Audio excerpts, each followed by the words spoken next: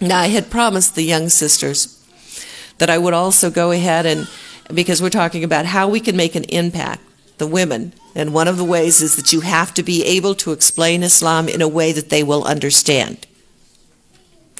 Okay? So one of the most important things they're always asked about is the rag on our heads. Why do we wear that thing? Okay? And, you know, I'm amazed. I ask Muslims, why do women cover their hair?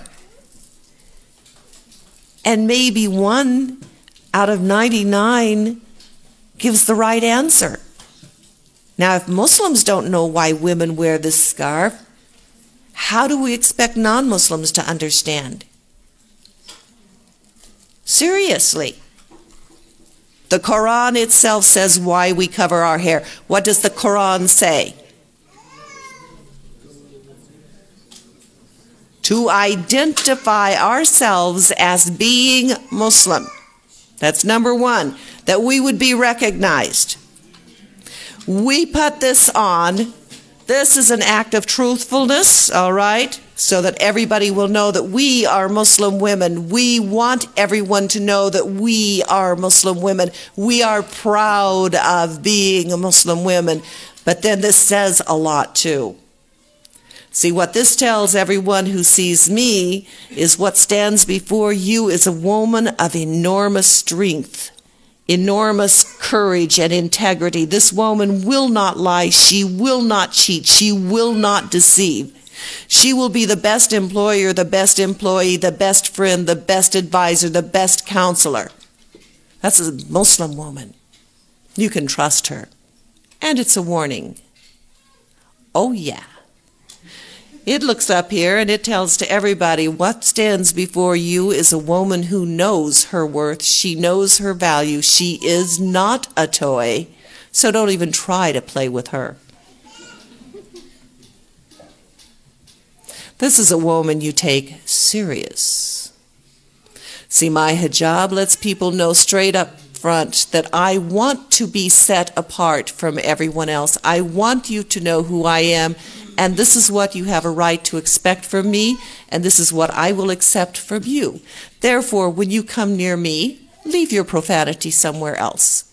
I will not hear it. When you come to me, don't tell me stories about someone else. I do not eat the flesh of my brother. This identifies me as being a Muslim woman. Now, the ayah goes further, you know, and it says that you would not be molested. And some people have taken the word molested and turned it into rape. It has nothing to do with rape.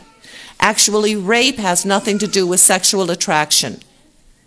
Rape is an act of violence and hate and domination. Old women, I mean ancient old women, even older than me, get raped. Okay? No matter what you wear, it doesn't matter because it has nothing to do with sex. They're not turned on. They're filled with hate. That's where rape comes from. It has nothing to do with sex. When it speaks of the protection comes from your attitude. Okay? Because I know what Allah has said about me. Then I'm going to have what I call the Islamic attitude. I'm not a toy. I'm truth. I'm honesty. You can trust me.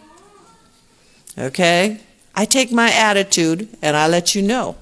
You don't go past this point with me. I don't accept that. That's my attitude. And that attitude makes everyone notice. I'll walk into a room where they're telling a dirty story and they stop because they know I won't tolerate it. So I have the Islamic attitude that lets people know what to expect from me. And at the same time, anyone who has trouble knows that they can come to me and talk to me about their problems, and that their problem will be safe, it'll be secure, and the guidance they get will be the best of guidance. Therefore, I do counseling not only of Muslims, but of non-Muslims, because they trust me. They know they can trust me. See, these little things, and they may sound like little things, but they really aren't. But you see the difference in the way that I explain them to you? Now, some people go, they think this is horrible. But I don't think it is horrible. I think it's closer to the truth than what has been.